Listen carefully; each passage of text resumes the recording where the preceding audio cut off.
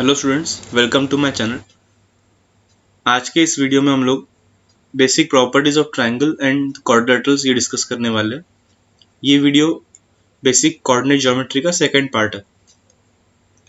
तो स्टार्ट करते हैं प्रॉपर्टीज ऑफ ट्रायंगल से। मैंने वैसे भी इसमें बेसिक कॉन्सेप्ट्स को ही बताया है, बेसिक प्रॉपर्टीज को डिस्कस किया है। वैसे भी आपको ये सब प्रॉपर्टीज पहले से थोड़ी बहुत पता होगी, हम सिर्फ इसको क्विकली रिवाइज कर रहे हैं। जैसे इन triangles sum of two sides is more than third side and the difference of two sides is less than third side. Equilateral triangle में तीनों साइड्स इक्वल रहते हैं। राइट एंगल ट्रायंगल में पाइथागोरस थ्योरम अप्लाई करने के बाद ये equation आता है।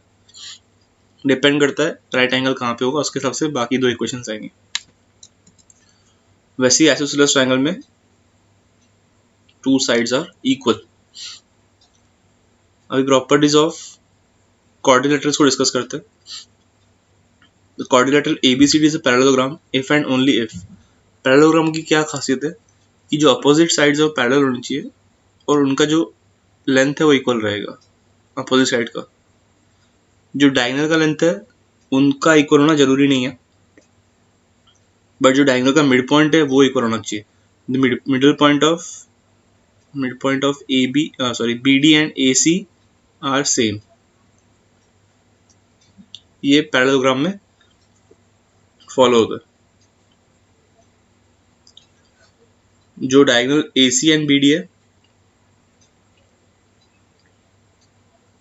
उनका लेंथ इक्वल नहीं है और एंगल बिटवीन डायगोनल्स भी 90 डिग्री नहीं होता पैरेललोग्राम में।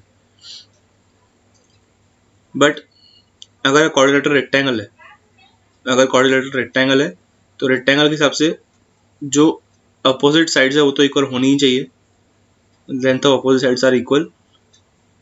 बट रेक्टेंगल और पैरेललोग्राम में क्या डिफरेंस है, ये जो एंगल ए है ये 90 डिग्री नहीं है इसके अंदर, इसमें 90 डिग्री होना चाहिए। ये चारों एंगल ऐसे 90 डिग्री के फॉर्म में होगा, मतलब फिर ये प्रॉपर्टी सेटिस्फाई करेगा। ठीक है। साथ ही साथ अगर A B equals to C D होगा, वो मैंने बताया आपको। बट इसमें जो लेंथ ऑफ डायगोनल्स है वो भी इक्वल रहेगा।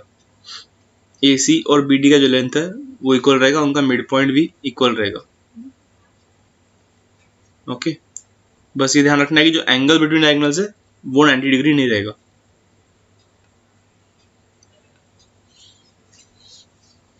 अब थर्ड पॉइंट, अगर क्वाड्रिलेटरल ABCD रोम्बस है, ठीक है, या रोम्बस होगा तो उसकी कंडीशंस क्या क्या होगी। AB will be equal to BC, मतलब एडजेसेंट साइड का जो लेंथ रहेगा वो इक्वल रहेगा रोम्बस में। एक्चुअल में रोम्बस में चारों साइड का लेंथ इक्वल रहेगा। ठीक है, चारों साइड का जो लेंथ रहेगा इक्वल रहेगा। AC will not be equal to BD। जैसे रेक्टेंगल में AC इक्वल टू BD रहेगा, वैसे रोम्बस में उसका होना इक्वल होना कंपलसरी नहीं है। The mid point of AC and BD are same. बाकी पैरेललोग्राम के जैसे रोम्बस में भी mid point of diagonal same रहेगा। ओके, और थीटा जो रहेगा एंगल बिटवीन डायगोनल वो 90 डिग्री रहने वाला है। इसमें मतलब ये एंगल 90 डिग्री रहेगा, एंगल बिटवीन डायगोनल्स। स्क्वायर में जो है चारों साइड्स इक्वल रहनी चाहिए। एंगल बिटवीन डायगोनल्स 90 डिग्री रहेगा, डायगोनल्स का लेंथ इक्वल रहेगा और हर एक ये जो एंगल है ये भी 90 डिग्री रहने वाला है। ओके, ये कुछ नोट पॉइंट है, आप वीडियो पॉज करके ये नोट पॉइंट देख सकते हो। ठीक है, जो अभी तक हमने डिस्कस किया उसी के ऊपर नोट पॉइंट है ये। नेक्स्ट जो हम लोग टॉपिक डिस्कस करने वाले हैं वो है सेक्शन फॉर्मूला।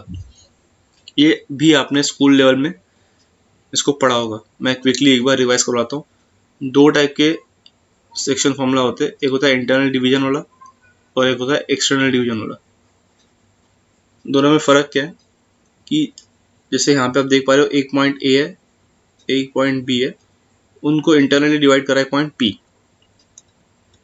तो P के जो कोऑर्डिनेट्स वो लिखे जाएंगे जैसे इन द रेशियो M1:M2, ये रेशियो में डिवाइड कर रहा है। मतलब पी ए जो है वो M1 है और पी बी जो है वो M2 है। तो M1 इंटू X2 ऐसे ध्यान रखना है आपको, M1 इंटू इसका X2 और M2 इसका M2 इंटू इसका X1 upon M1 plus M2। वैसे ही y कोऑर्डिनेट, तो पी एक्स वाई के जो कोऑर्डिनेट्स है वो ये है, x कोऑर्डिनेट ये होगा, y कोऑर्डिनेट ये होगा। वैसे ही एक्सटर्नल डिवीजन में होने वाला है। एक्सटर्नल डिवीजन में बस ध्यान रखना है कि जो M1 X2 है उसमें से M2 X1 सब्ट्रैक्ट होगा, यहाँ माइनस आएगा एक्सटर्नल डिवीजन में, और वो पॉइंट जो है वो ए बी से ऐसे बाहर लाया करेगा। मतलब ए बी जो है वो पूरा ऐसे M1 रहेगा और जो पी बी है वो ऐसे M2 रहेगा। ठीक है, तो M1 into X2 minus M2 into X1 upon M1 minus M2, वैसे ही y कोऑर्डिनेट के लिए। ठीक है, अब ये जो फर्स्ट है इंटरनल डिवीजन, इसी पे बेस्ड एक फॉर्म होता है, वो होता है mid point formula. Mid point formula, जैसे अगर एक पॉइंट ए है और एक पॉइंट बी है और एक पॉइंट पी जो इनको इक्वली डिवाइड कर रहा है, इक्वल रेशो में, मतलब मिड पॉइंट है इनका। ठीक है, ए बी का मिड पॉइंट है पी, तो जो रेशो होगा इक्वली होगा। तो ऐसे केस में अगर ए का कोऑर्डिनेट x1 y1 है और बी का कोऑर्डिनेट x2 y2 है, तो p will be equal to x1 plus x2 upon 2 comma y1 plus y2 upon 2। ये है मिड पॉइंट फॉर्मूला। मतलब अगर दो कोऑर्डिनेट्स दिए हैं तो उनका मिड पॉइंट ऐसे निकालते हैं। अब इसका यूज क्या है, कहाँ कहाँ इसको यूज करेंगे हम लोग। ठीक है,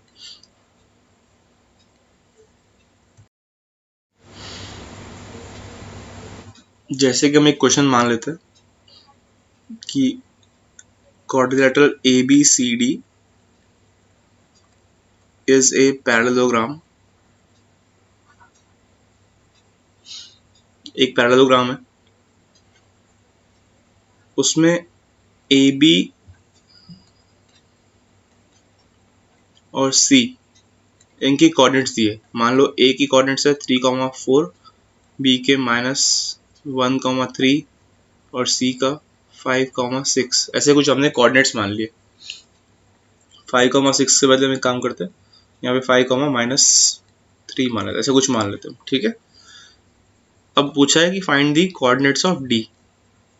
तो आपको ये ध्यान रखना है कि हमने थोड़ी देर पहले डिस्कस किया है कि जो BD का मिड पॉइंट आएगा वही मिड पॉइंट AC का भी होगा। तो हम क्या करेंगे, AC के मिड पॉइंट को हम M मान लेते हैं। ठीक है, तो M के जो कोऑर्डिनेट्स होंगे वो ऐसे होंगे कि 3 + 5 अपॉन 2 और 4 - 3 अपॉन 2। 4 -3 इसलिए कर रहे हैं बिकॉज यहाँ पे -3 लिखा हुआ है। तो ये होगा M के कोऑर्डिनेट्स। इसको सॉल्व करते कितना होगा, 3 + 5 8/2 4 और 1/2, ये M के कोऑर्डिनेट्स होंगे। अब इस D को हम ऐसे मान लेते हैं अल्फा कॉमा बीटा। तो जो BD का मिड पॉइंट होगा, मिड पॉइंट ऑफ BD वो होगा अल्फा -1/2 कॉमा बीटा +3/2। तो वो भी इसी के बराबर होगा, 4,½ के बराबर। तो यहाँ से जब हम इनको इक्वेट करेंगे तो alpha -1/2 will be equal to what, 4, and beta +3/2 will be equal to 1/2। 2 cancel, यहाँ से अल्फा का वैल्यू 8 और +1 9 आएगा और बीटा का वैल्यू -2 आएगा। मीन्स जो D है उसका कोऑर्डिनेट है 9, -2। ठीक है, अब आपको एक ट्रिक बताते हैं। वैसे ये लिख के करने की जरूरत नहीं पड़नी चाहिए। ट्रिक ये है कि जो ये दो x कोऑर्डिनेट्स है इनका जो सम है वही इन दो x कोऑर्डिनेट का सम होना चाहिए। अगर अभी आप चेक करोगे कि 3 और 5 का जो सम है वो 8 है, तो कौन सा वैल्यू यहाँ रखने के बाद इनका और इनका सम 8 बनेगा। तो ऑब्वियसली हम अल्फा को 9 रखेंगे ताकि 9 - 1 फिर से 8 बन जाए। जैसे कि 4 और -3 इनको जब हम ऐड करेंगे तो 1 आएगा। तो कौन सा वैल्यू 3 में हम ऐड करें ताकि 1 बने। तो 3 में हम -2 को ऐड करेंगे तभी जाके 1 बनेगा। ठीक है, प्रैक्टिस के लिए मैं एक और क्वेश्चन दे रहा हूँ जिसको बिना मिड पॉइंट फॉर्मूला लिखे हम लोग सॉल्व करेंगे। -3, 7, 0, 6, 8, 5। अब देखो ये जो कोऑर्डिनेट है x कोऑर्डिनेट, इनका जो सम कितना हो रहा है 8 - 3 मतलब 5 हो रहा है। तो 0 में हम कौन सा नंबर ऐड करेंगे तो 5 बनेगा, 5 ऐड करेंगे। तो अभी 7 और 5 ये बनता है 12। तो 6 को 12 बनने में कौन हेल्प करेगा, 6। तो 5, 6 इज द रिक्वायर्ड कोऑर्डिनेट। ये हमने खुद निकाला इसको। अगर आपको ये वाला तरीका समझ में नहीं आ रहा है जो ओरली कर रहा हूँ मैं, तो आप लिख के मिड पॉइंट दोनों का इक्वल करा सकते हो इसको, जैसे हमने अल्फा बीटा माना है वैसे। अब बेसिक क्वेश्चन एक स्कूल में करवाते हैं 10th लेवल पे, वो हम डिस्कस करेंगे इसमें। जैसे ये ए है, ये बी और ये सी। ये पॉइंट है mid point of A B, उसके कोऑर्डिनेट्स है 1, 3। ये पॉइंट है mid point of Q C, मतलब ये इसका मिड पॉइंट है, ये इसका मिड पॉइंट है, और आर इसका मिड पॉइंट है। क्यू के कोऑर्डिनेट्स दिए -3, 4, -3, 4, और आर है साइड ए सी का मिड पॉइंट, वो दिया है 2, -1। ये -3, 4 है। फिर से लिख लेते हैं आप इसको, -3, 4। अब पूछा है ए बी और सी के कोऑर्डिनेट्स क्या है।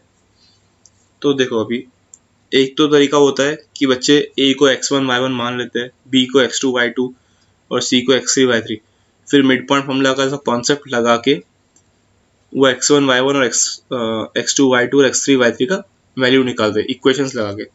बट हम लोग वैसे नहीं करेंगे। हम एक काम करते हैं, हम अभी इसी डायग्राम को फिर से बनाएंगे। ये P, ये Q और ये R, इसको ऐसे ज्वाइन करेंगे। तो बेसिक प्रोपोर्शनलिटी थ्योरम के हिसाब से ये लाइन हमने मिड पॉइंट पे ज्वाइन किया है तो वो बेस के पैरेलल होगा।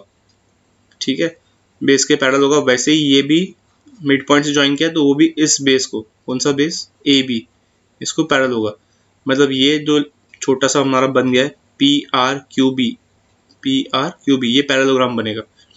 अब पी आर क्यू बी में 1, 3 हमें पता है, 2, -1 हमें पता है, और -3, 4 पता है।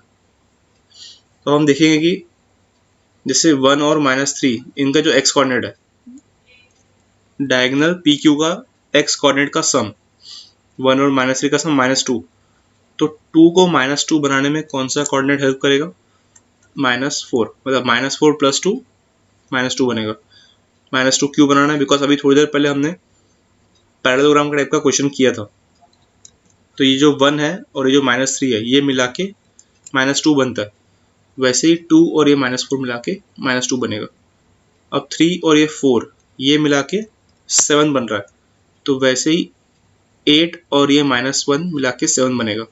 8 कैसे माइंड में आ रहा है, क्योंकि -1 लिखा है और हमें 7 फॉर्म करना है, तो वो 8 ही है जो 7 बनाएगा। ठीक है, तो एक कोऑर्डिनेट हमें ये मिल गया। वैसे ही अगर हम लोग इस वाले पैरेललोग्राम को बनाए, इस वाले पैरेललोग्राम को, parallelogram P Q C R, parallelogram P Q C R जो रेड में बनाया है। अब आप देख पा रहे हो कि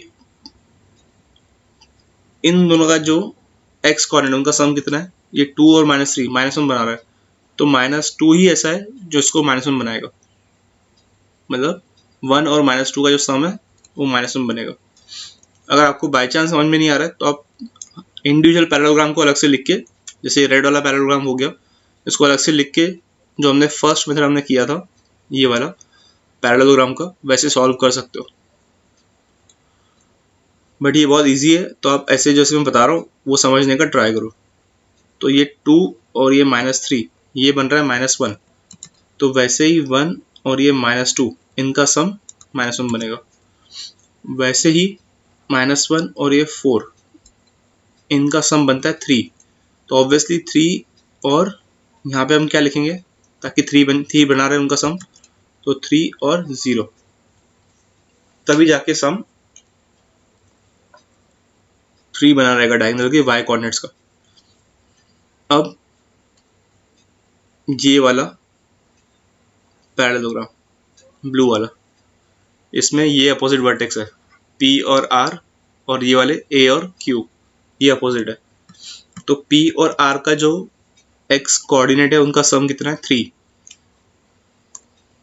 P का 1 है और R का 2 है, तो इनका जो सम है वो 3 बन रहा है। अब ऐसे सोचो कि यहाँ -3 लिखा है, तो मैं कौन सा नंबर यहाँ लिखूंगा ताकि सम 3 बनाए, तो 6 लिखेंगे हम। तो 6 - 3 इनका सम 3 बनेगा। 3 और ये -1 ये बन रहा है 2, तो 4 में से हम -2 करेंगे तो 2 बनेगा। हेंस A, B और C के कोऑर्डिनेट्स ऐसे आ गए। आई होप आपको ये क्वेश्चन समझ में आया होगा। अगर बाई चांस टफ जा रहा है तो जैसे 3 पैराग्राफ हमने ब्लैक, रेड और ब्लू में बनाए थे, वो तीनों को अलग से लिखो, और जो पहला टाइप हमने किया है वैसा टाइप फिर से डिस्कस कर सकते हो। वैसे से अल्फा बीटा मान के तुम इंडिविजुअली उनका कोऑर्डिनेट्स फाइंड कर सकते हो। ठीक है, इस वीडियो में इतना ही। नेक्स्ट वीडियो में हम आगे और क्या डिस्कस करेंगे वो आपको बता देता हूँ। नेक्स्ट वीडियो में हम लोग different centres of triangle discuss करने वाले हैं कि सेंट्रॉइड क्या होता है, इन सेंटर क्या होता है, ऑर्थो सेंटर क्या होता है, ये कैसे निकालते हैं। ठीक है, ये सब डिस्कस करने वाले हैं। फिलहाल आज की वीडियो को हम यहीं पे एंड कर रहे हैं। ठीक है, मेरे चैनल को सब्सक्राइब करना मत भूलना। Okay, good bye.